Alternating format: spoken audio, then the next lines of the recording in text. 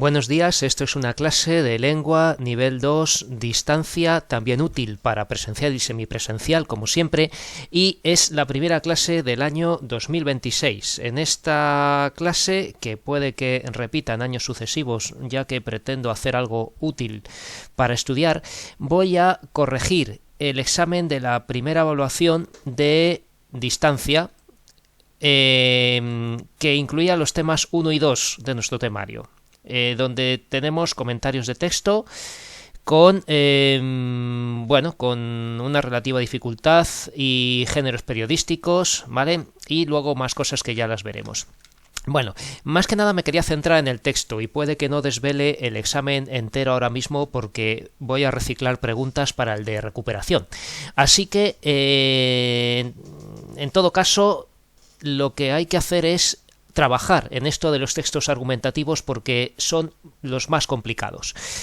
Vamos a leer el siguiente, que ya os aviso que teníamos en el aula virtual, en las cosas que suelo colgar por aquí. Estamos en aula virtual de distancia, en la de presencial y semipresencial también está, y por aquí abajo, dentro de todas las cosas que cuelgo, había este enlace que ponía ejemplo de texto argumentativo. No, perdón, este no es el Mar Menor, sino ejemplo de comentario de texto argumentativo, muertos, ¿no?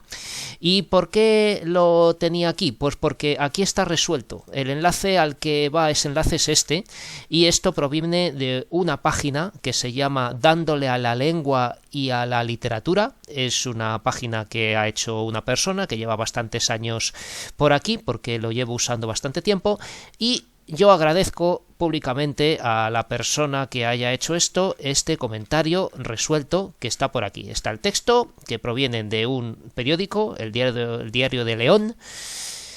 El autor es Fernando de Arbizu. Y aquí está la solución, ¿no? Aquí tienen publicidad porque es una página web con la que pretende, ganar algo, pero que he copiado el texto de esta página a un PDF aquí y lo voy a comentar a través de aquí, ¿vale? El enlace lo pongo aquí claramente porque en su mayoría esto proviene de esa página, pero yo voy a he introducido algunas cosas mías por aquí, en otro color y en algún otro insertado que he metido. Bien, entonces, vamos a leer el texto lo primero. Vamos a leer el texto, lo voy a poner en el examen, que es donde está la letra más clara, aquí, y vamos a ir pensando ya lo que hay que decir del texto. Bueno, el texto se titula Muertos. Es un título impactante, un título conmovedor, que suscita emociones, ¿no? Hablar de muertos. Y dice así: es la maldición que no cesa. Cada puente y cada fin de semana las carreteras se cobran un tributo siniestro. Muertos, lisiados y al final familias destrozadas. Es la única y cruel verdad. Estamos ensayando de todo, pero con pocos resultados, ¿vale? Aquí este paréntesis con puntos suspensivos indica que se ha suprimido algo para que el texto sea más corto y nos quepa en una hoja. Sigo. El alcohol y los nervios son los que llevan a las maniobras temerarias, las que ponen en peligro la vida de quien las hace y de los que vienen de frente. Para muestra un botón. El viernes pasado volvía de las Cortes. Eran casi las 20 horas, noche cerrada. Pasado Zeinos de Campos, un automóvil con matrícula de Madrid en pleno cambio de rasante adelantó por la izquierda no a uno ni a dos, sino a 4 vehículos que iban en caravana. El conductor jugó a la ruleta rusa y lo sabía. Por fortuna no venía nadie de frente. De haber sido así, hubiera ocurrido una masacre. Ante tales situaciones, uno lamenta que la Guardia Civil no estuviese allí. Cuando cae la noche, los radares al parecer no son operativos y las patrullas desaparecen. Los desaprensivos aprovechan. Bueno, esto es muy antiguo, el texto debe ser de hace 20 años o más, o 30, ¿no? Porque los radares siempre están operativos, ¿vale? Seguimos. Pero además del lamento ante la contemplación impotente de tales tropelías, uno se pregunta qué se puede hacer para que las carreteras sean más seguras. Y se me ocurren varias cosas. La primera, aquí faltaría una coma, ¿no? La primera, destinar más recursos al desdoblamiento de vías muy transitadas. Así se elimina al menos la mitad del peligro. Pero no basta, pues hay conductores que, en cuanto entran en una doble vía, sea cual sea su trazado y la densidad del tráfico, se creen en la obligación de ir al límite de las posibilidades de su motor. Creo que los radares son insuficientes. Son máquinas de recaudar y en la mayoría de los casos se ponen en trazados urbanos y dejan sin cubrir los tramos entre pueblos, que es donde se cometen tan graves infracciones. Además, hay que ser inflexibles con el alcohol. La tolerancia debería ser 0,0. Claro, esto ya es ahora. Antiguamente en los controles de alcoholemia, hace 20 o 30 años, tenían una tolerancia al alcohol. Se podía tomar una cerveza o algo así y no pasaba nada, pero ahora ya es 0,0, ¿no? Aquí sí que no se puede ser indulgente. El si bebes no conduzcas debería tener la inexorabilidad de una ley física, por el conductor y por los demás, ¿no? Aquí tenía yo señalado que esta palabra un poco rara, inexorabilidad, es la calidad de inexorable. Inexorable es lo que no se puede evitar, ¿vale? Lo que no se puede evitar. El inexorable paso del tiempo, ¿no? Bueno, entonces debería ser inevitable, ¿no? El si bebes no conduzcas, que si uno bebe pues no debería conducir de ninguna manera. Eso es a lo que quiere decir con la inexorabilidad, que no haya ninguna permisividad a quien beba y luego conduzca.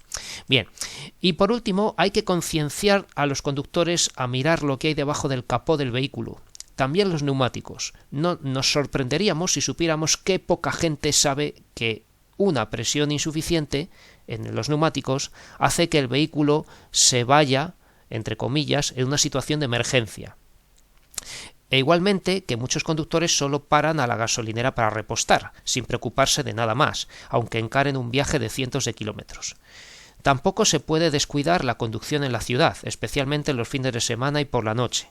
Hay quien va de retirada cargado de alcohol y sin dormir. Pues ninguna indulgencia en tales casos, porque hay una realidad que no se puede cambiar. La gente se mueve mucho los fines de semana y es mejor prevenir que lamentar. Vale, y esto lo ha escrito un periodista o un escritor llamado Fernando de Arbizu en el periódico Diario de León. Vale. Bueno, pues más que nada aquí como introducción, yo sí que antes de entrar en el texto vamos a contestar brevemente a estas dos preguntas que tengo aquí del examen. El texto anterior es periodístico, ¿no? Esto lo digo yo por si alguien no lo supiera. Está claro que es periodístico porque pone Diario de León, ¿no? Entonces es periodístico. ¿Y es de información o es de opinión? Pues es de opinión, claramente. Es de opinión porque esto no es una noticia como tal, no es una noticia donde se diga pues con un orden algo que ha pasado en un momento concreto, una situación de actualidad, porque esto es de actualidad pero es algo que ocurre siempre, no es que sea algo que ha ocurrido y que unos días después ya deje de ser relevante, ya no sería noticia, ¿eh? Esto no es una noticia, esto es otra cosa, esto es una opinión de algo que pasa constantemente, ¿vale? Es una visión personal de alguien que se preocupa por los accidentes de tráfico, ¿vale? Bueno, aquí hay una pregunta de teoría. ¿Cuáles son los géneros periodísticos de información? De información son noticia, reportaje,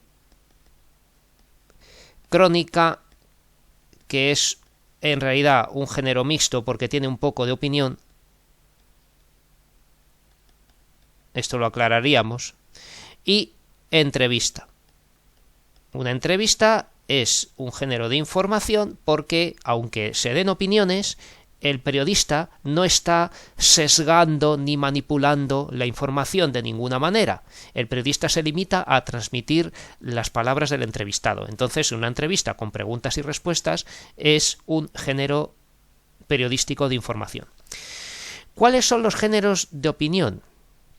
Pues tenemos el editorial, que es lo que opina un periódico en general, ¿vale? La carta al director, que es lo que opinan lectores del periódico, ¿vale? El artículo de opinión propiamente dicho, artículo de opinión, que podría ser de hecho es el género periodístico que no os lo he preguntado de este texto, sería artículo de opinión, simplemente se llamaría, ¿vale? Es un artículo de opinión.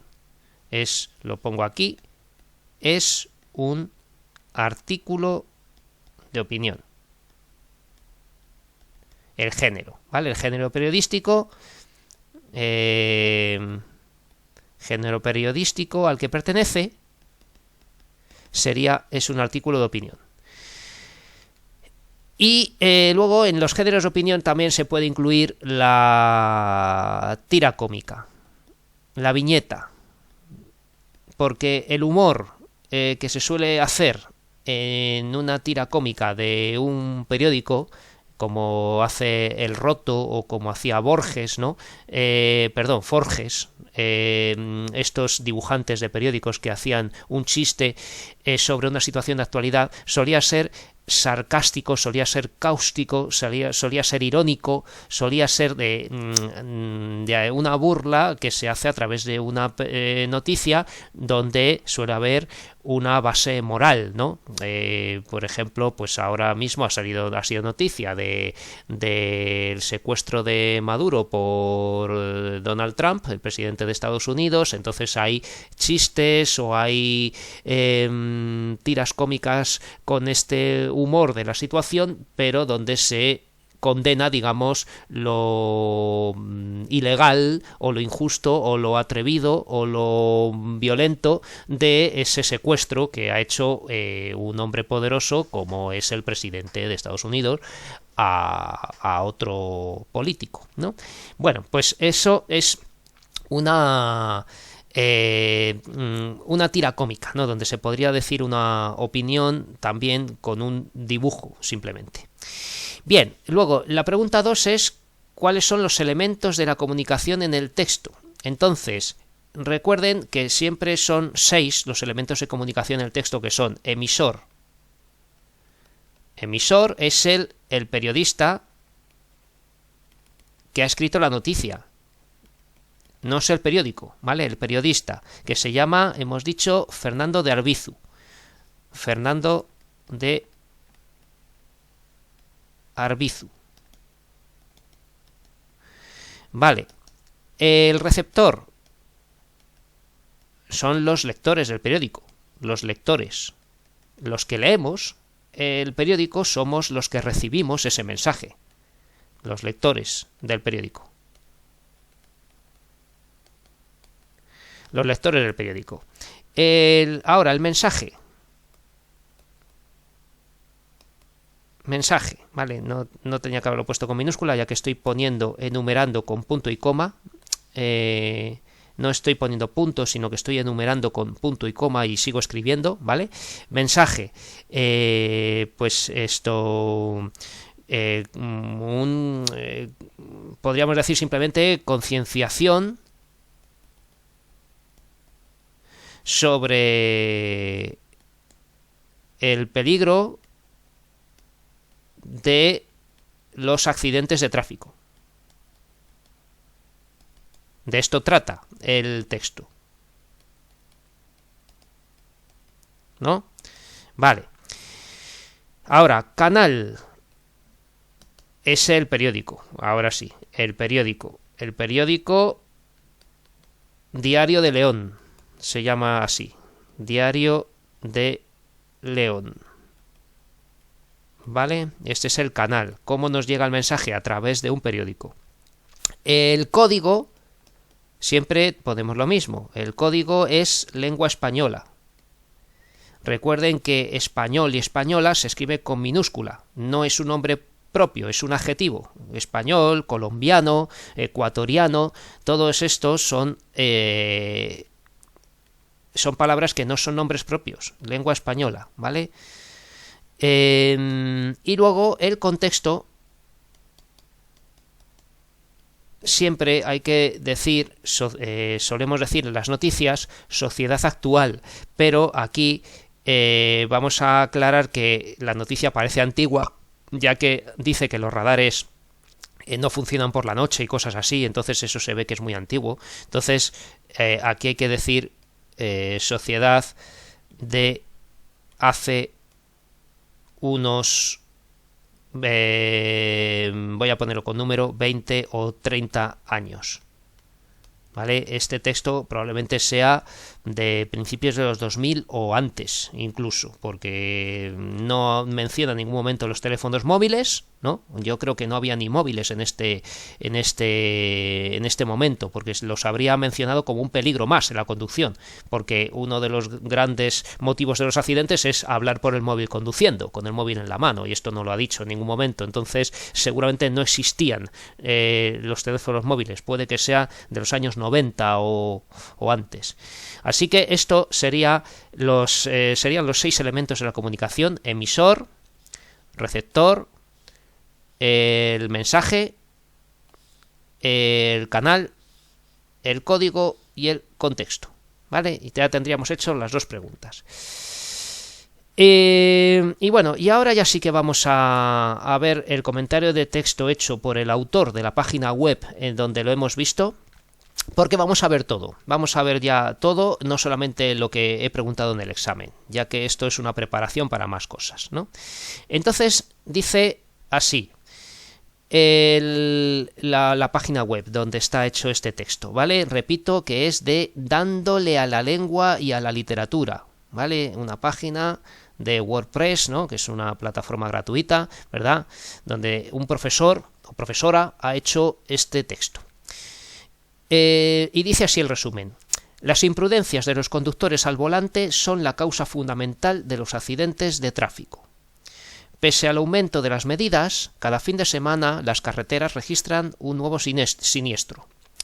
Mejorar el estado de las vías urbanas e interurbanas, aumentar los controles, la inflexibilidad ante el alcohol y una mayor concienciación por parte de los conductores son algunas de las medidas propuestas por Fernando de Arbizu para aumentar la seguridad.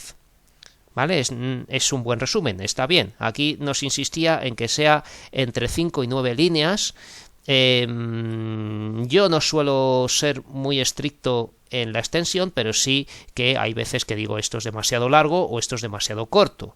Aquí se ha dicho lo fundamental del texto, que es hablar de accidentes de tráfico, ¿vale?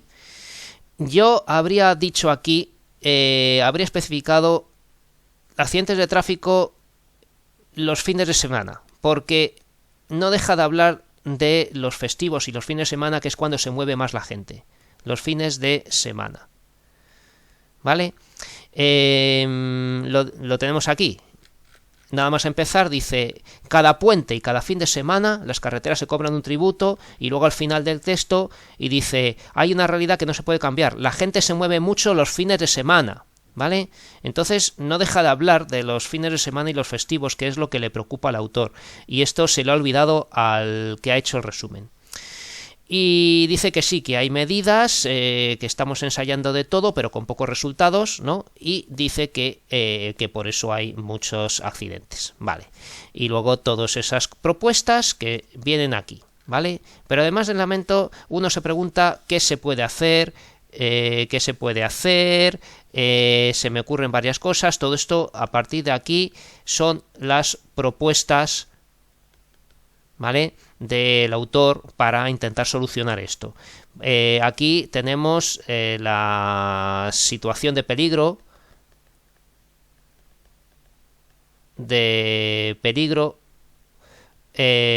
por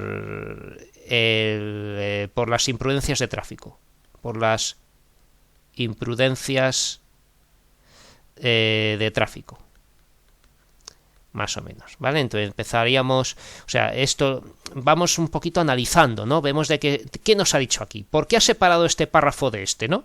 ¿Por qué ha puesto aquí un punto y aparte? O sea, la forma externa remite a la interna en un texto. Entonces, este texto tiene 2 párrafos, ¿no? Eso sería la forma o estructura externa. Tiene 2 párrafos, obviamente está en prosa, esto no es un poema, no está en verso, ¿no? Ni es teatro tampoco, ¿vale? O sea, esto está escrito en prosa y tiene 2 párrafos, ¿vale? Entonces vemos que al separar el primero y el segundo, ha debido cambiar de tema un poco para hacer esta separación. Entonces, y es lo que nos ha dicho, ¿no? Aquí en estas primeras 2 líneas se refiere al primer párrafo y bueno, 3 líneas, y luego a partir de aquí mejorar el estado de las vías urbanas y todo eso, ya todo esto son las propuestas.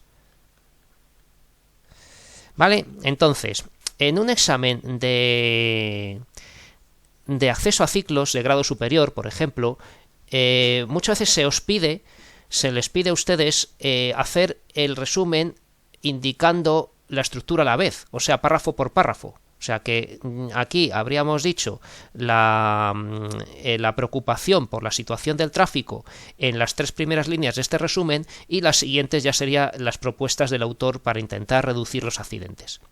¿Vale?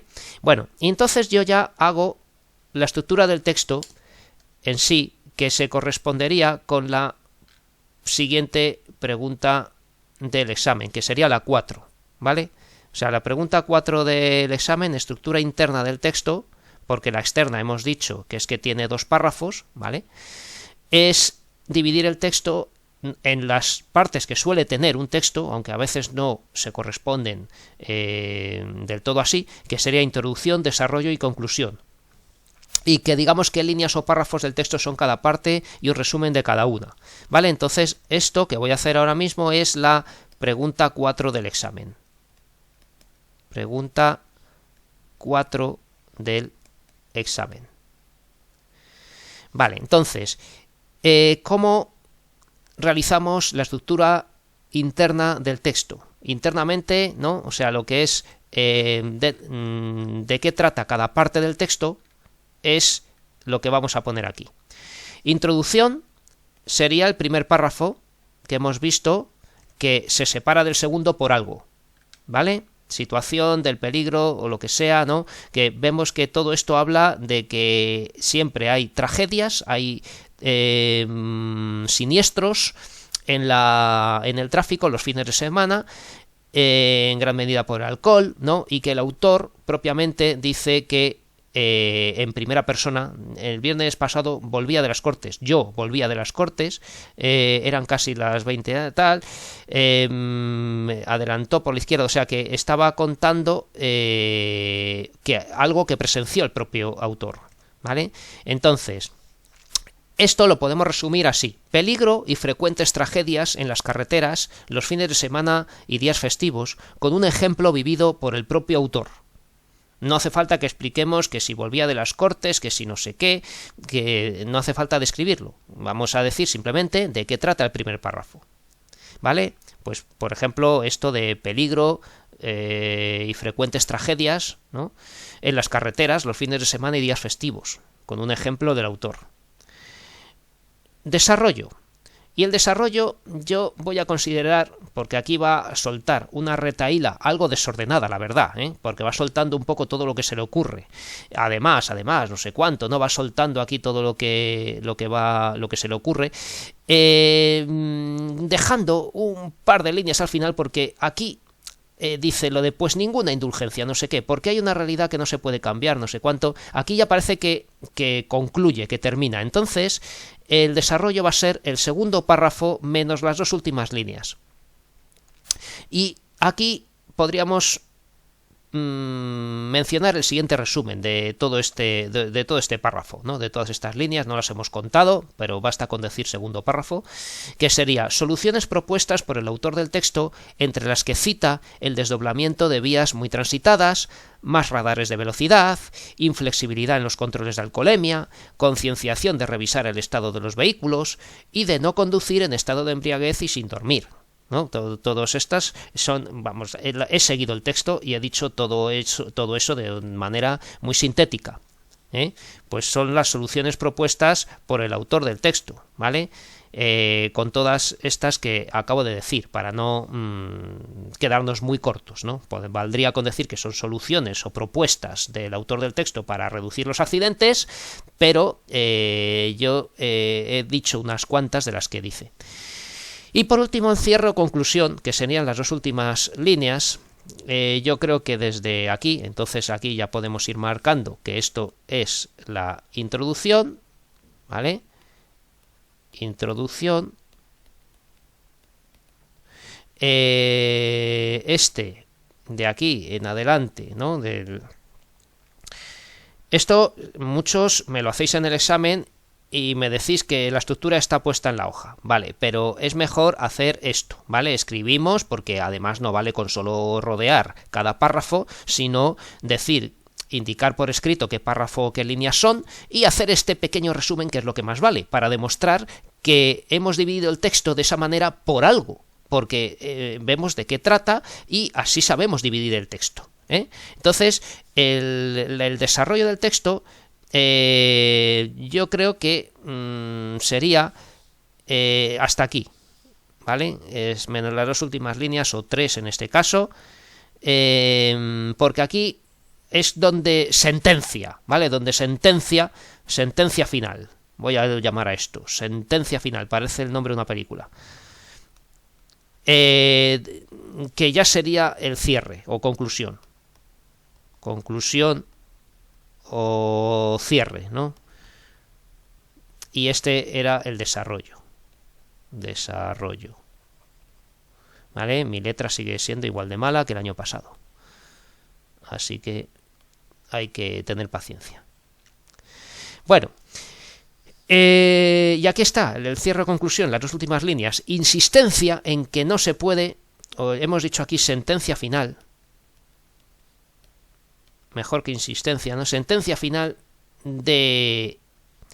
Mejor que insistencia, ¿vale?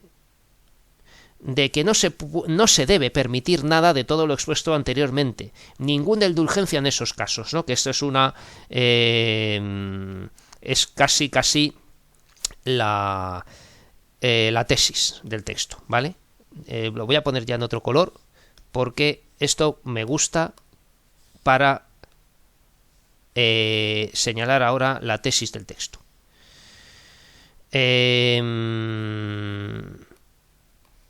Aquí está, ¿vale? Más o menos esto es lo más importante del texto para la idea que quiere defender. Y ahora ya vamos a eso, ¿vale? Entonces, oye, otra pregunta que es esta, que nos dice el autor que también va a tener que ver con el examen. En el examen teníamos esta pregunta 3, el texto es argumentativo, ¿de qué nos quiere convencer? Esto sería ¿cuál es la tesis? ¿Vale? Esta pregunta de qué nos quiere convencer es lo mismo que preguntar ¿cuál es la tesis? ¿Vale? Más o menos. Subraya, indique en el texto cuál es la tesis y dos argumentos. ¿De qué tipo es la estructura? Y tenemos los cuatro tipos de estructura de un texto argumentativo: inductiva, deductiva, encuadrada o paralela. Bien, pero vamos a ir viendo lo que nos han escrito aquí en esta página web tan buena, que repito, que se llamaba Dándole a la lengua y a la literatura, ¿vale? A quien agradecemos este trabajo. Bien, señala la tesis y los argumentos que utiliza el autor, ejemplifica con rasgos del texto estos últimos, dice así. Vale, pues aquí hace una cosa, que es que diferencia el tema y la tesis, como debe ser, porque no es lo mismo el tema que la tesis. El tema, según dice aquí, es el mal estado de las carreteras y las imprudencias al volante como principales causas de los accidentes de tráfico. ¿Vale? Entonces, el tema sería... yo diría también, no sé, lo podría definir, yo voy a poner otro, que como se me ocurre ahora mismo, que sería, por ejemplo,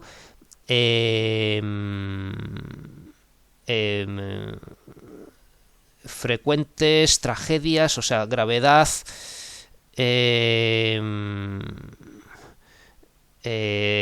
gravedad de la situación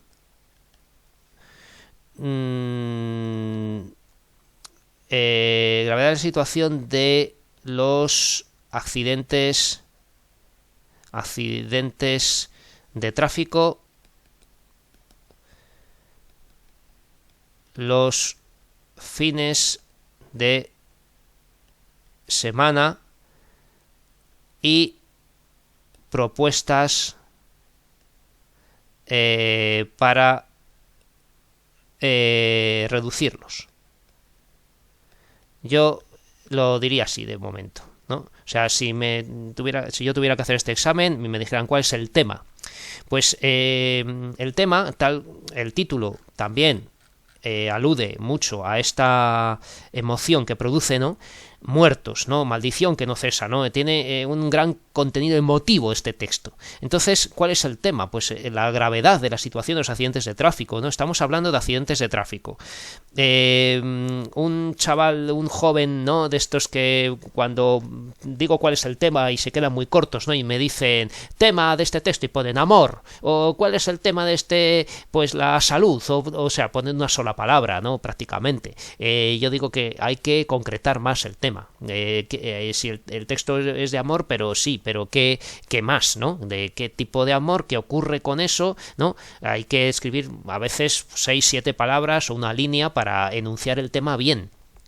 El tema tiene que valer para que una persona lo lea y sepa de qué va el texto, pero de qué va, que si quiere no siga leyendo, ¿no? Es como cuando nos sale una noticia de esas que nos mandan un enlace al WhatsApp y pinchas y te sale que hay que aceptar cookies y no sé qué, y a uno no le apetece, y entonces dices, bueno, si he leído el título ya con eso me vale, ¿no? Ya dices, vale, muy divertido, pero no lo voy a aceptar porque me vas a llenar el móvil de porquería de cookies de estos que luego me rastrean, entonces no lo leo, ¿no? Entonces, ¿qué pasa? Que este título, la verdad es que, bueno, es emocional, pero no nos dice nada del texto. Lo de muertos, pues muertos puede ser de una guerra, puede ser de una peste, puede ser de una enfermedad, puede ser de cualquier cosa, ¿no? Pero aquí nos habla de accidentes de tráfico, ¿vale? Si pusiera accidentes de tráfico, pues tampoco nos enteraríamos del todo. Pero si nos pusiera gravedad de la situación de los accidentes de tráfico los fines de semana y propuestas para reducirlos, ahí sí que nos enteraríamos de todo de lo que dice el texto, prácticamente, ¿vale? Y si nos pone el que nos ha dicho el autor de este comentario de texto, que es el mal estado de las carreteras y las imprudencias al volante como principales causas de los accidentes de tráfico, pues bueno, pues también un poco, ¿vale? Bueno, y ahora lo importante, la tesis. Y aquí nos la redacta un poco, no la enuncia así concretamente, sino que dice, Fernando de Arbizu defiende la necesidad de medidas, ¿no? Entonces esto ya sería la tesis, necesidad de medidas que garanticen la seguridad de las carreteras y una mayor concienciación por parte de los conductores, ¿vale? Entonces, la tesis, la idea que defiende el texto es que hay que aumentar las medidas de seguridad y concienciar a los conductores, ¿no? Entonces, ¿cuál sería la tesis para mí? Pues, es decir, yo diría que la tesis es que hay que evitar, o prevenir, que es una palabra muy didáctica, hay que prevenir los accidentes de tráfico. Esa es la idea de la cual nos quiere convencer, ¿no? Estamos diciendo, el texto tiene un contenido que remite a ese tema, ¿no? Que hay una situación grave porque hay demasiados accidentes de tráfico los fines de semana, ¿vale? ¿Y cuál es la idea que nos mueve, ¿no? ¿A qué acusa el texto, ¿no? Estamos viendo ahí un matiz acusativo, ¿no? Como en la filosofía antigua, cuando Aristóteles hablaba del lenguaje y de todo, ¿no? Entonces aquí vemos que se quiere buscar algo culpable, hay que se erige, se dicta un veredicto, digamos, donde se ve que hay ciertas imprudencia, cierta dejadez, hay cosas que se pueden mejorar, ¿vale? En el tráfico, en las carreteras, en los conductores, en los coches, en todo, para evitar accidentes de tráfico, para prevenir los accidentes de tráfico. Vale, entonces en el texto, como ya estaba poniendo aquí en amarillo, donde se dice con mayor rotundidad, con mayor fuerza, con mayor énfasis, que hay que evitar los accidentes de tráfico es aquí. Ninguna indulgencia en tales casos, en todos los que se ha dicho, ¿no? Ninguna indulgencia en todos los casos de imprudencia, de dejadez, de desidia, de chapuza, ¿no? De carreteras mal hechas, de coches que sin revisar. O sea, ninguna indulgencia en tales casos. porque hay algo que no se puede cambiar, que la gente se mueve mucho los fines de semana, y es mejor prevenir que lamentar, ¿no? Y es mejor prevenir que lamentar. Es mejor prevenir los accidentes de tráfico que lamentar los muertos, que ha dicho en el título, ¿vale? Entonces, ¿qué pasa aquí? Pues me voy a esto que estaba escribiendo yo aquí, que en el comentario de texto de la página web del hombre o la persona que haya escrito este texto, ¿vale?, no ha dicho nada de la posición de la tesis ni del tipo de estructura según la tesis, ¿no?, que es algo que se enseña siempre en los textos argumentativos, que si es inductiva, deductiva, encuadrada o paralela, ¿vale? Esto está en los apuntes. La estructura inductiva es aquella en la que la tesis está al final del texto. La deductiva es cuando está al principio, se dice la idea de la que se quiere convencer al lector y luego se desarrolla con argumentos. La estructura encuadrada es que se dice al principio y al final, y la paralela es que se va diciendo varias veces intercalada en el texto.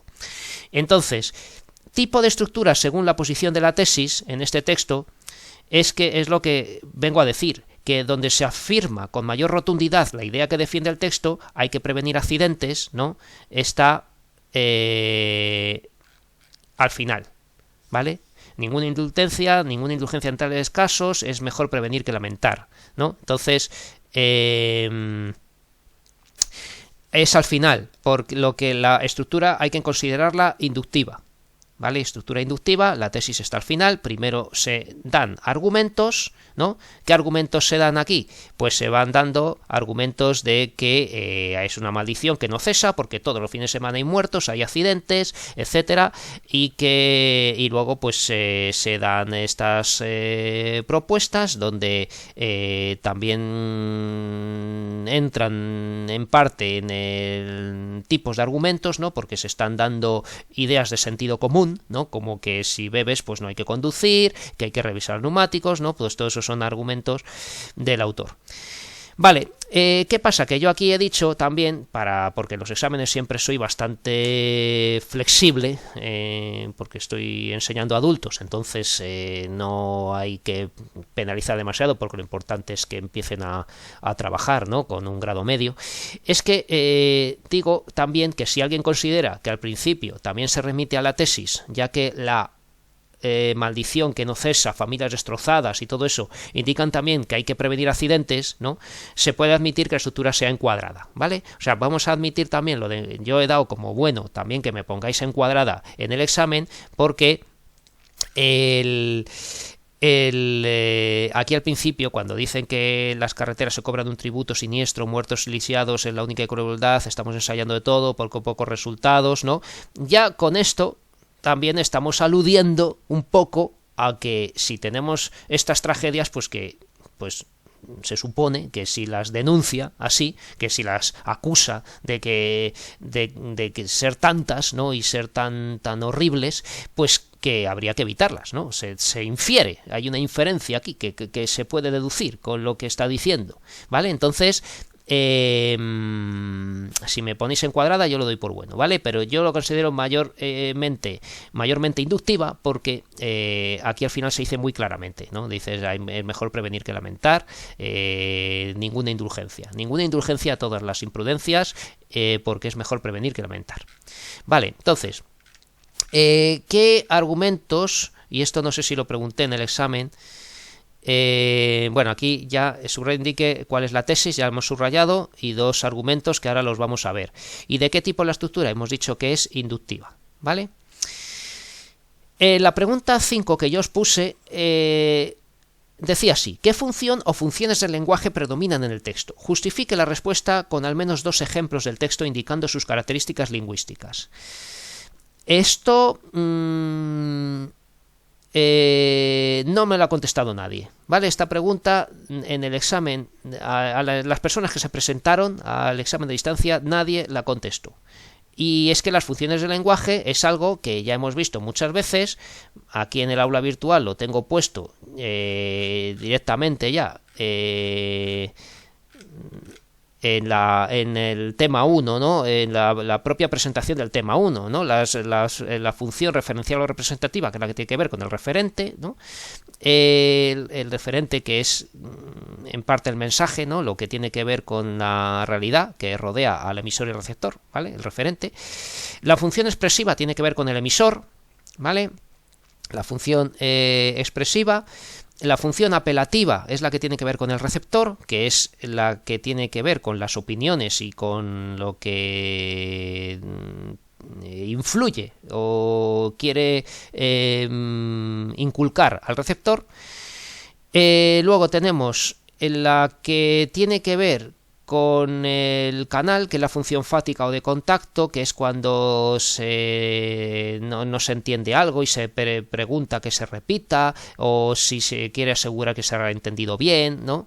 La que tiene que ver con el código, que es la metalingüística, que cuando se habla algo de lengua propiamente, cuando se habla de sintaxis, de vocabulario, de algo así, pues eso es la función metalingüística. Y la función poética, que tiene que ver con el propio mensaje, que es la de ensalzar el propio mensaje, la forma de lo que se dice, con recursos estilísticos, figuras retóricas, metáforas, exageraciones, comparaciones, rimas, ¿no? Todo eso es función poética, ¿vale? Entonces, aquí las funciones del lenguaje las he puesto insertadas porque el autor de este comentario de texto no las ha puesto, ¿vale? Y lo que vamos a seguir es leyendo lo que nos ha escrito para comentar los argumentos que nos quedaba por decir en la pregunta 3, ¿vale? Y 2 argumentos, dice aquí, ¿vale? Le he puesto muy poquita nota porque sé que esto era difícil, que casi no lo di, o lo di muy deprisa en los últimos días de clase, con vídeos además en diferido, ¿no? Que no lo di en directo en las clases. Entonces, ¿qué argumentos aparecen en el texto? Pues lo tenemos aquí. Vamos a verlo porque dice argumentos. ¿Qué argumentos avalan la tesis, ¿no? Pues dice argumento emocional. Lo primero, argumento emocional es aquel el que apela a las emociones del lector, del receptor, para conmoverlo y así convencerlo, ¿vale? El autor recurre a la angustia que provoca en el lector pensar en las consecuencias de los accidentes de tráfico para persuadirnos de su idea, ¿vale? Está muy bien explicado. Esto es casi la definición de argumento emocional. Es el argumento que provoca en el lector emociones para persuadirnos de esa idea. Muertos, lisiados y al final familias destrozadas, en la línea 2 del texto, ¿vale? La línea 2 del texto de internet, que a lo mejor no se corresponde, bueno, en este sí, muertos, lisiados y al final familias destrozadas. Voy a ir subrayando los argumentos en otro color, ¿vale? Que esto era argumento emocional.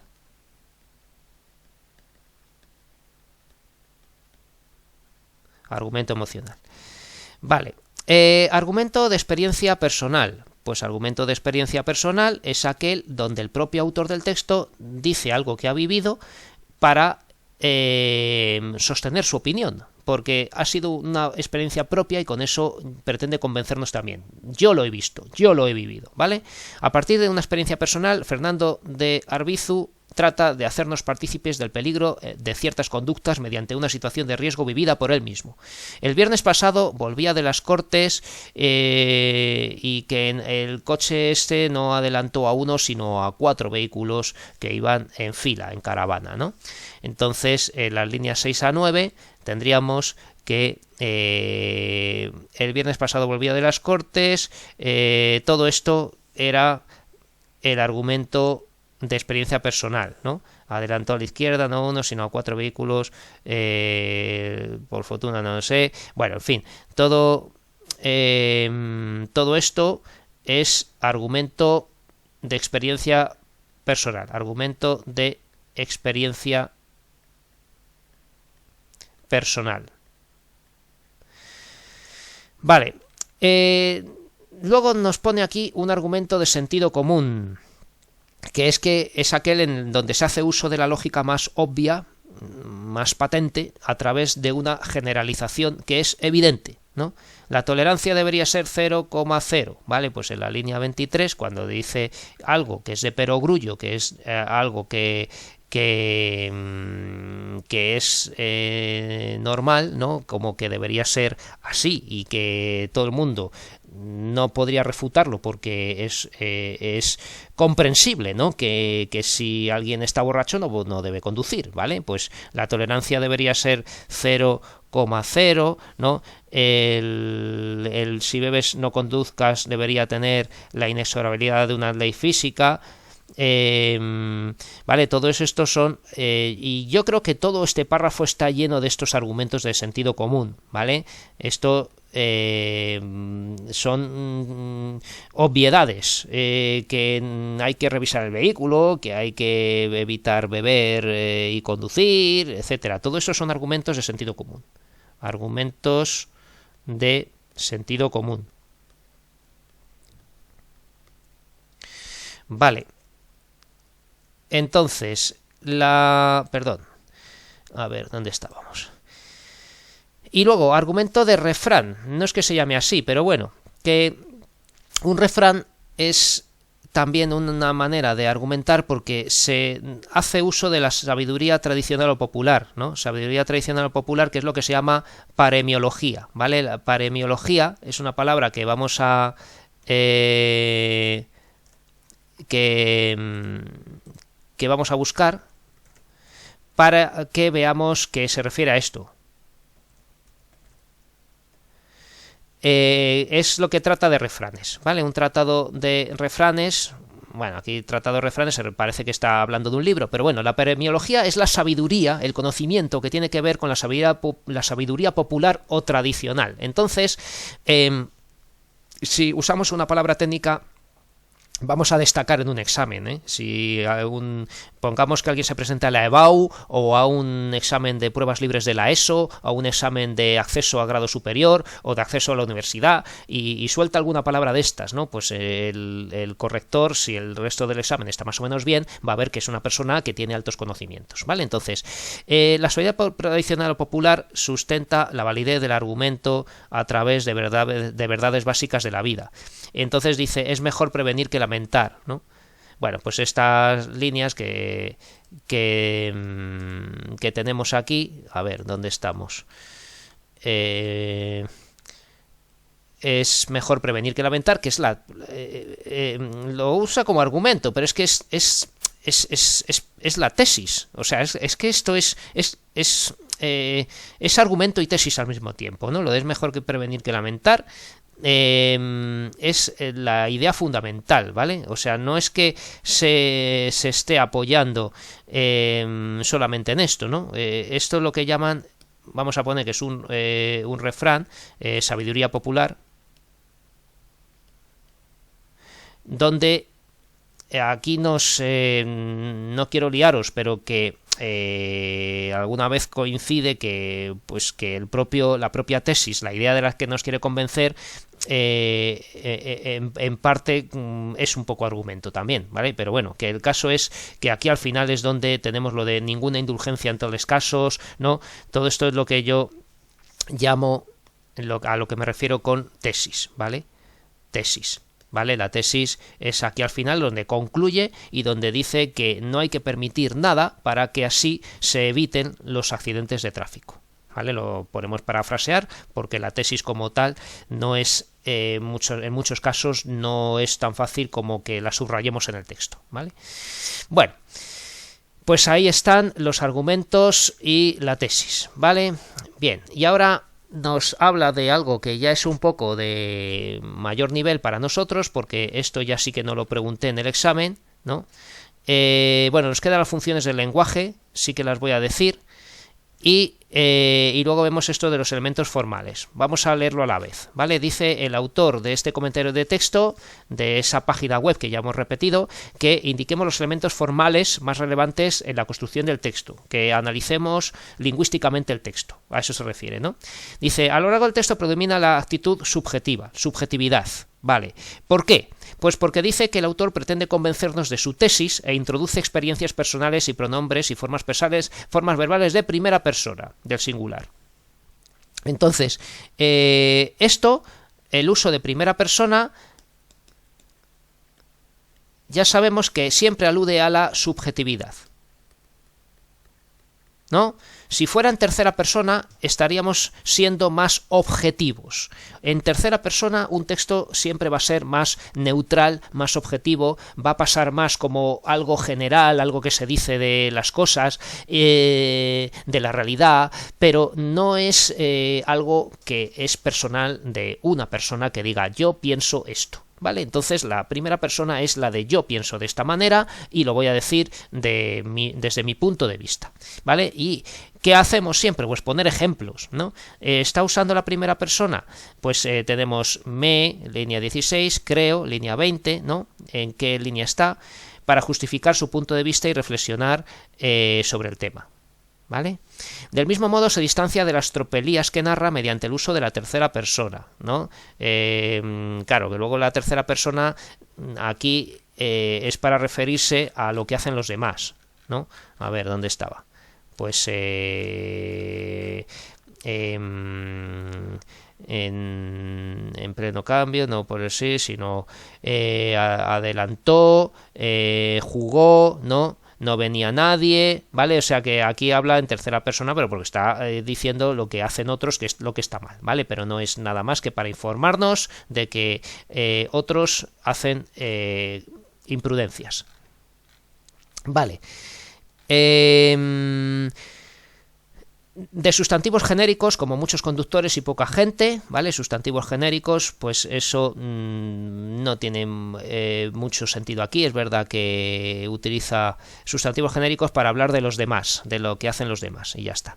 Y por último introduce formas verbales de primera persona del plural, y esto me interesa porque la primera persona del plural es una persona que nos puede engañar un poco. Hemos dicho que en la función, que ahora hablaré, la función expresiva, el uso de la primera persona es propio de la función expresiva, pero si está en plural, cuando dice nosotros, no sé qué, eso comparte función expresiva y función apelativa, porque trata de implicar al lector, ¿vale? Es como casi decir todos hacemos esto, ¿no? O ustedes y yo somos de esta manera, ¿vale? O sea que esta primera persona del plural implica al lector dentro del texto. Estamos, nos sorprendemos, supiéramos, etcétera. Bueno, aquí se ha fijado en las personas gramaticales. Y aquí yo ya voy a insertar las funciones del lenguaje, ¿vale? Para que veamos la pregunta que habíamos dicho aquí, que era la pregunta 5. Función expresiva.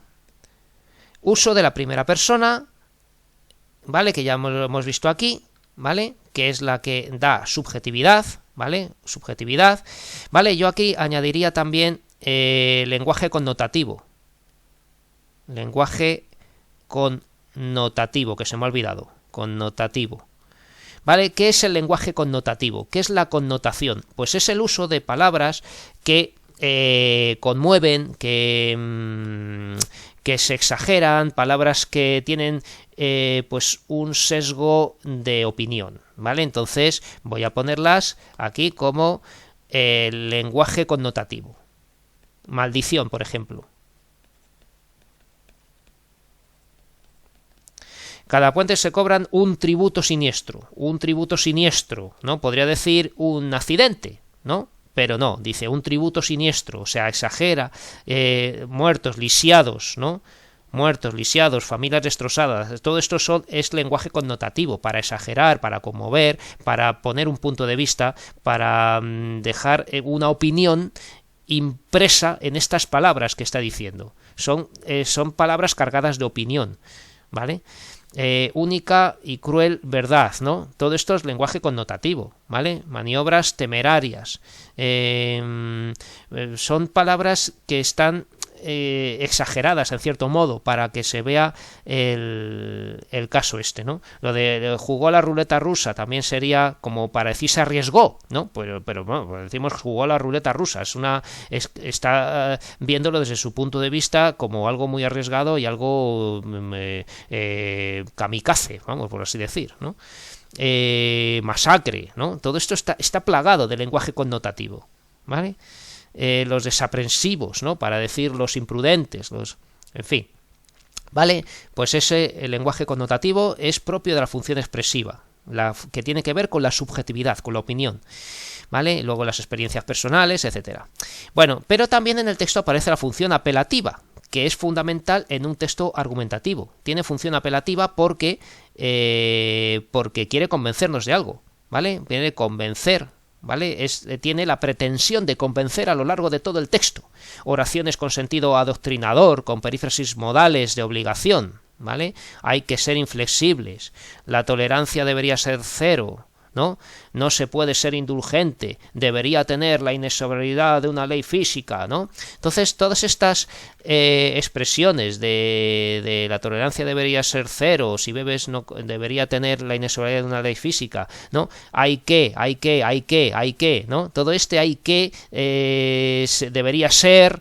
Todo eso son perífrasis de obligación. O sea, está diciendo, está mandando, el texto está mandando, y eso es una manera de influir en el receptor con un lenguaje casi imperativo, ¿vale? Y esto es parte de los rasgos lingüísticos de la función apelativa que ya vimos en vídeos anteriores y que está todo en los apuntes. Y luego también aparece la función poética, que no repito porque ya lo ha puesto aquí el autor de este comentario de texto, ¿vale? El autor hace uso de distintos recursos estilísticos como la metáfora, jugó la ruleta rusa para decir que se arriesgó, refranes como mejor prevenir que lamentar, o eslóganes publicitarios, si bebes no conduzcas, ¿no? Pues eso es función poética del lenguaje, ¿vale? Destacar la forma del lenguaje, ¿vale? Entonces esas son las tres funciones del lenguaje que aparecen en el texto.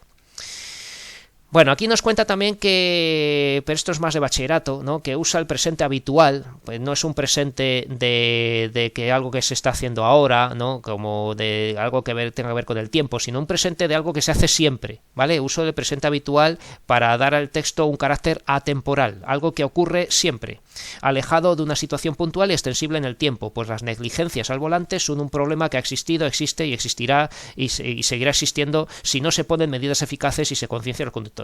Es, cesa, cae, vienen, dejan, paran.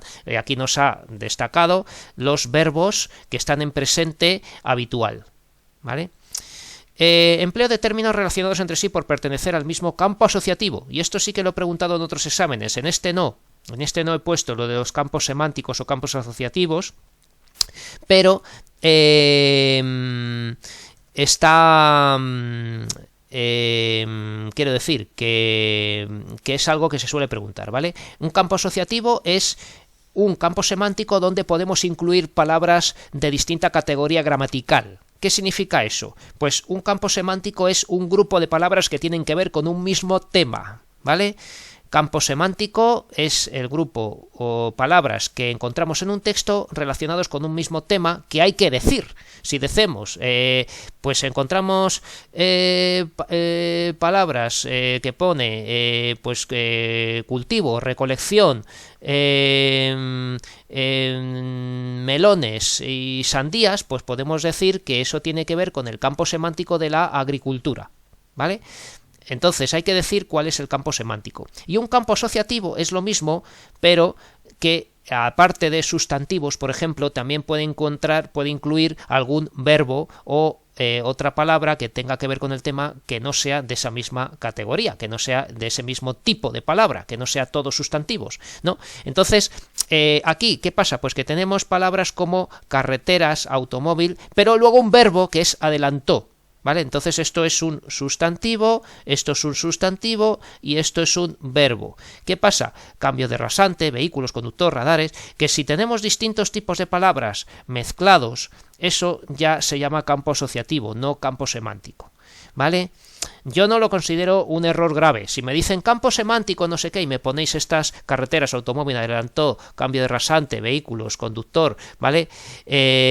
Todas estas cosas, y habéis mezclado tipos de palabras, bueno, pues yo voy a ver que al menos habéis dado con lo importante, que es ver que son palabras que están relacionados con el tema, que vienen determinados por el tema de la argumentación, que son las y el título o etiqueta que hay que ponerle a este campo asociativo es negligencias al volante, ¿vale? Que es esto de las negligencias al volante, que sería campo asociativo de las negligencias negligencias al volante, ¿vale? Y aquí decimos todas esas palabras, ¿vale?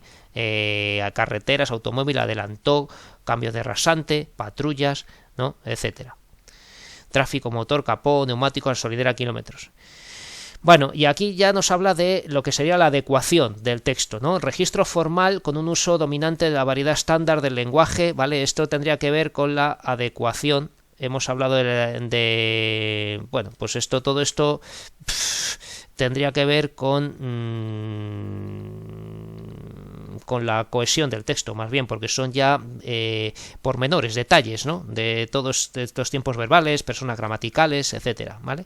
Pero bueno, predominio de registro formal con un uso dominante de la variedad estándar, pero con guiños al lector mediante refranes y expresiones populares como para muestra un botón o ir de retirada o es mejor prevenir que lamentar, ¿no? Todas estas cosas que aunque sea un registro formal incluye algo un poco más coloquial, ¿vale? Es predominantemente formal, variedad estándar del lenguaje, no es que sea culto, ¿no? El texto, sino más bien estándar y con guiños de complicidad, digamos, de expresiones más coloquiales. ¿Qué mecanismos de cohesión hay en el texto? Y aquí he puesto en rojo coherencia. Dice, para garantizar la coherencia, y lo tiene así en la página web del propio autor. ¿Dónde estamos? Aquí, ¿vale? Aquí dice, para garantizar la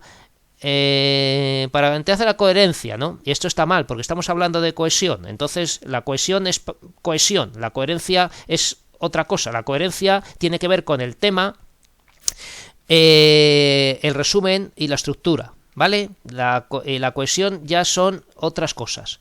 Bueno, entonces, para garantizar la cohesión se vale de distintos mecanismos. Aquí tenemos la repetición de palabras clave como conductor, que aparece muchas veces, la palabra conductor, ¿vale? Conductor. Vamos, si buscamos en el texto, tenemos la palabra conductor, pues seguramente muchas veces, ¿no? Cambio, el conductor, en fin, bueno, si buscamos la palabra conductor aparece varias veces en el texto.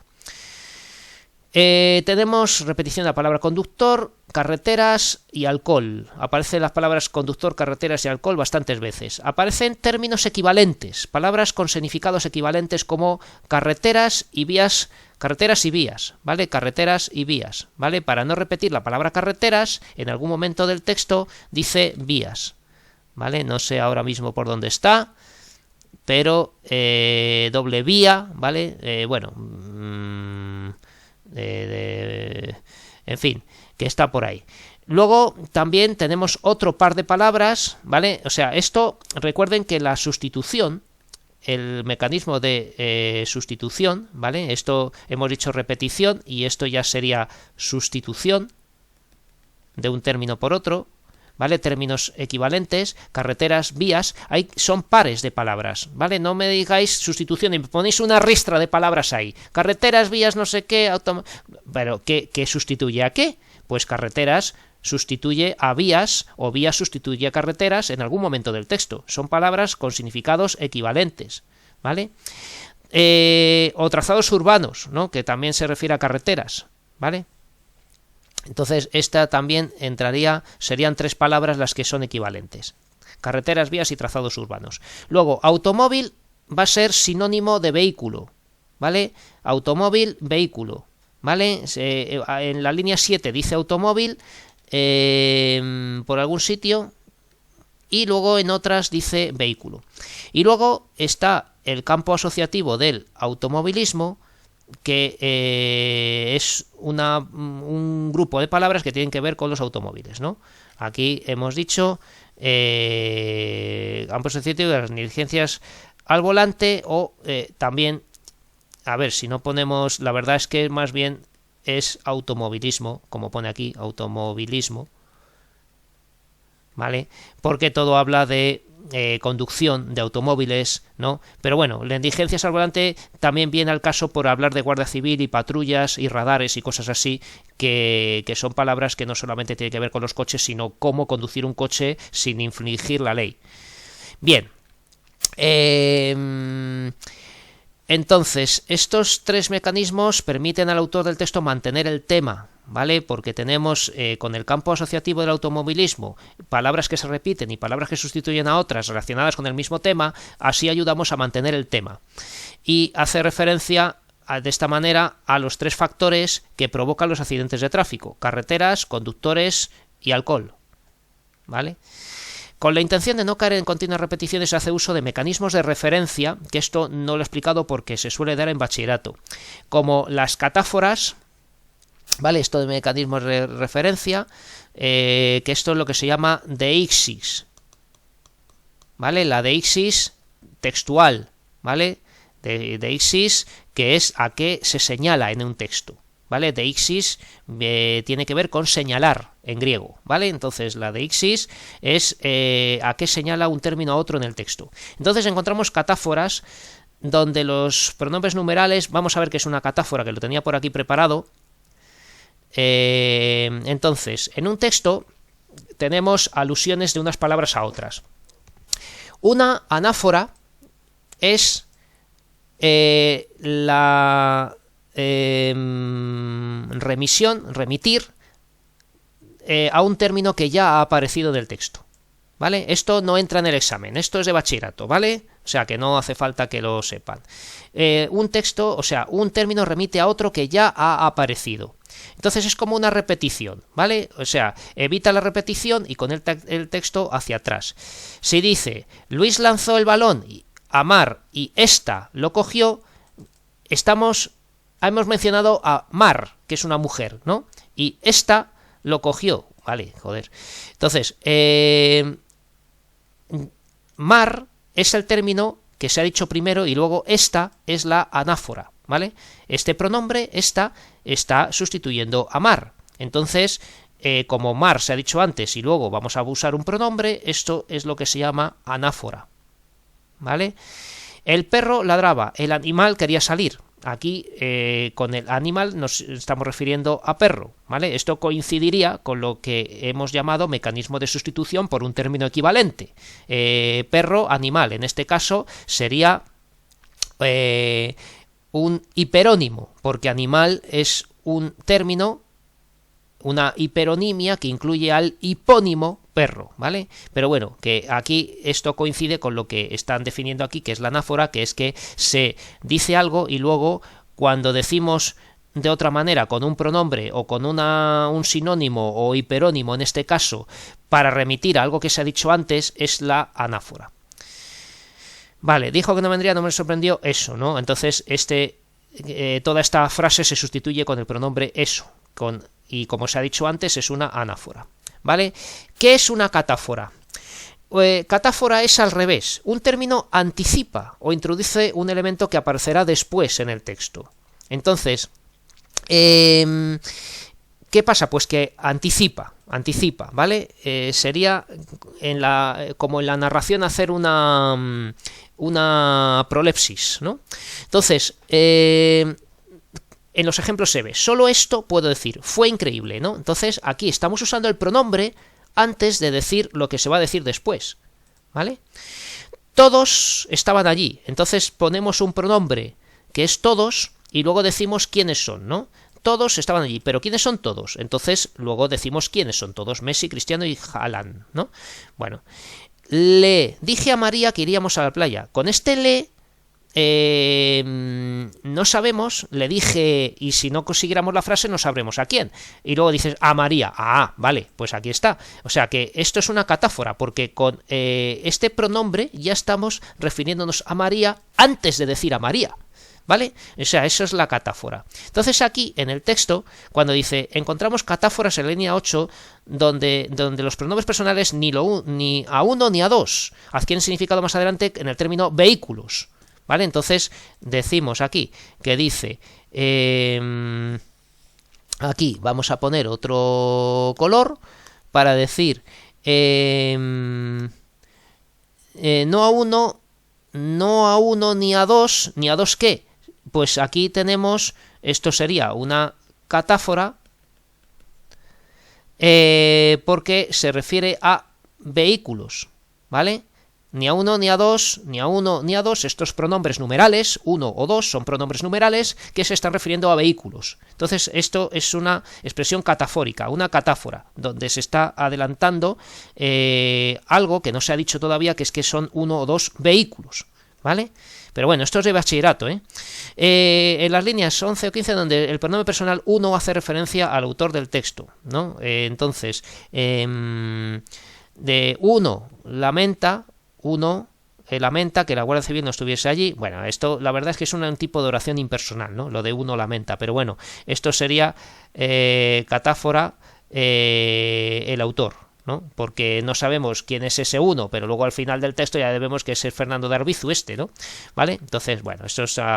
y luego, por el contrario, encontramos anáforas. Entonces, ¿qué anáfora ha encontrado? En la línea 11, donde se hace uso del adverbio allí, para evitar repetir de nuevo la población, ¿no? Entonces, en la línea 11, vamos a ver dónde está la población. Sí, ya lo veo, vale. O sea, se refiere a que allí, esto se refiere a el lugar donde estaba, ¿no? Volvía de las Cortes, pasado Ceinos de Campos, ¿no? Pasado allí se refiere a Ceinos de Campos, ¿no? Entonces esto es una anáfora, ¿vale? Se refiere a algo anterior, se refiere a algo anterior, ¿vale? O sea, se está diciendo allí cuando está hablando hablaba del lugar donde se dio ese incidente que casi es un accidente, ¿no? O sea, esto sería una anáfora, que sería una deixis textual de lugares que está diciendo el texto, ¿no? Por ejemplo, vale, donde el autor tuvo una experiencia Ceinos de Campos, vale. Y luego habla de las elipsis, ¿vale? Elipsis que era también mecanismos de cohesión, ¿vale? La elipsis era otro mecanismo de cohesión que no ha dicho en su momento. Para mí este comentario de texto está un pelín desordenado, ¿vale? Mecanismo de cohesión, porque la elipsis es algo que facilita la lectura del texto y es tan importante a veces no repetir alguna cosa como repetirla cuando se quiere insistir en el tema, pero hay veces que meter palabras innecesarias dificulta la lectura del texto y hace que sea menos eficaz, ¿no? Entonces tenemos elipsis de sujeto, o sea, sujeto omitido, que tenemos en muchas oraciones, ¿no? Que permiten mantener la referencia gracias a las desinencias verbales y al contexto, ¿no? Bueno, esto, claro, porque está hablando aquí de referencias, de estos mecanismos de referencia, ¿no? Lo que yo estoy llamando deixis, que son deixis personales, porque se refiere a personas, ¿vale? Entonces, estamos nosotros, volvía él, adelantó él, ¿no? Son ellos, ¿vale? Todas estas personas que se deducen por las desinencias verbales evitan repetir innecesariamente el sujeto, ¿vale? Y bueno, luego los marcadores del discurso, que también son otros mecanismos de cohesión, ¿no? Que en nuestros apuntes, como tengo aquí puesto en rojo, se llaman conectores textuales, ¿vale? Conectores textuales, conectores discursivos o marcadores del discurso. Entonces encontramos conectores de adición cuando tenemos conectores de adición o aditivos, ¿verdad? Conectores aditivos, conectores de adición para añadir información, cuando Fernando de Arbizu plantea las distintas medidas. Y en la línea 16, además en la línea 22, también en la 27, ¿no? Que es como i cuando empieza algo por i, ¿no? Tampoco, ¿vale? Que es un como también, pero para hacer una negación, ¿no? Y luego tenemos conectores de oposición o de contraste, como pero en la línea 17, y de ordenación del discurso, como por último en la línea 25. ¿Vale? En la línea 25 tenemos ¿dónde está? Por último, no estaba... tampoco se puede no sé qué, y hay quien esto, pues ninguna. Bueno, en fin. Ah, sí, por último, ¿no? Aquí tenemos un conector de ordenación. Conector de ordenación o conector ordenador del discurso, ¿vale? De recapitulación, de numeración final, ¿vale? Bueno, pues estos son, pues esto sería el comentario de este texto, con todo lo que ha escrito este autor de esta página web y lo que he añadido yo y comentado al respecto, que es cierto que es bastante denso, pero en el examen he preguntado muy poquito, ¿vale? En el examen que estamos viendo, ¿vale? Bueno, aquí teníamos, y ya os adelanto un par de preguntas más, por si pongo el mismo examen, donde teníamos que definir los siguientes conceptos, ¿no? Entonces, ¿qué es una prosopografía? Esto tiene que ver con la descripción, el texto descriptivo, ¿no? Pues es la descripción física de una persona. Descripción física de una persona. Eso es una prosopografía, ¿vale? Esto tiene que ver con la descripción, el tema de la descripción. Etopeya es la descripción de el etos. Etos tiene que ver con la palabra ética, ¿verdad? Etos es el comportamiento. Descripción del carácter de una persona. ¿Vale? La topografía es la descripción de ¿qué? De un lugar. Descripción de un lugar. Un texto expositivo es un texto que expone información de manera objetiva. Es lo contrario de un texto argumentativo. Un texto argumentativo está lleno de opiniones, es un texto lleno de opinión, ¿no? Mientras que un texto expositivo es un texto que expone información de manera objetiva, como por ejemplo una definición de una enciclopedia, un libro didáctico de historia, de matemáticas, de lo que sea, que nos explique algo, un texto que explica, ¿vale? Que expone o explica, ¿vale? Información de manera objetiva, que no nos quiere convencer, simplemente nos quiere transmitir información. Eso es un texto expositivo.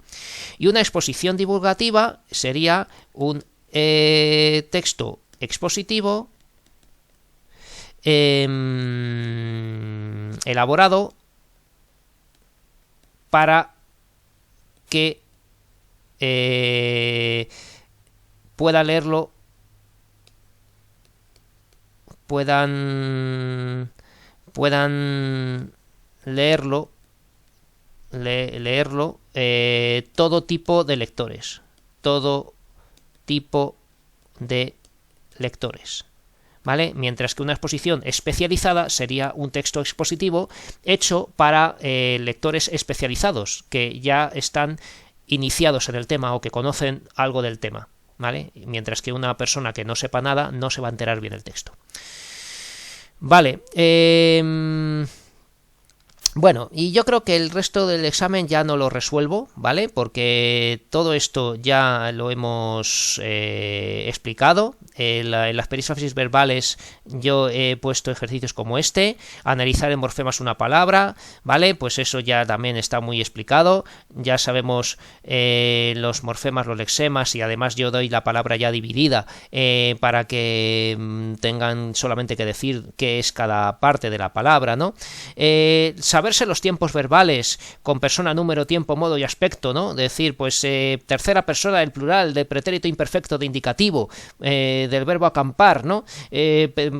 O lo que sea, pues eso hubiéramos o hubiésemos, ¿no? Que esto es el pretérito pluscuamperfecto de subjuntivo, ¿no? Del verbo desear, pues eso ya lo tienen que saber, ¿vale? Y luego decir la categoría gramatical de cada palabra, pues hay que decir pronombre, determinante, adverbio, conjunción, ¿vale? Y esta oración también está resuelta en vídeos anteriores, ¿vale? Entonces con esto voy a parar ya la grabación porque ha quedado muy largo y nos vemos ya seguramente en la próxima clase en directo, que puede ser después de varias semanas porque el próximo día lectivo de clase a distancia va a ser el examen de recuperación, entonces no voy a dar clase, ¿vale? Así que nada más, mucha suerte y nos vemos pues cuando tengamos clase de nuevo.